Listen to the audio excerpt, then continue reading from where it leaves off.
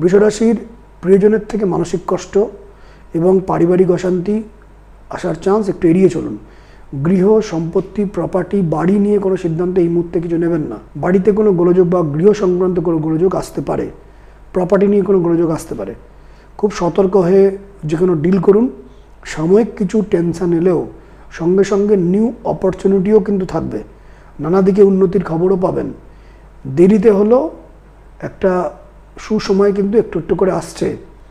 Medically alert থাকবেন আপনার বিষয়ে এবং আপনার প্রিয়জনদের বিষয়ে, কারণ মেডিকেলি কিন্তু অ্যালার্ট থাকবেন। ডাক্তারিভাবে কিছু পরিষেবা নেওয়ার দরকার যারা মেনলি 40 ঊর্ধ্ব বয়স। সপ্তাহের শুরুর দিকে যারা এক্ষুনি কোনো সাফল্য পেতে চাইছেন, এক্ষুনি কাজটা করে ফেলবেন ভাবছেন, সেটা করতে পারবেন না।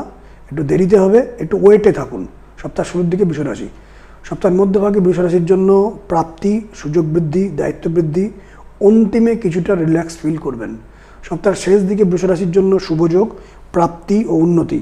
কোনো কারণে টাকা খরচ করতে গিয়ে একটা বাধা বিপত্তি হতে পারে, বা বুঝে টাকা খরচা করুন, আজেবাজে টাকা খরচা হতে পারে।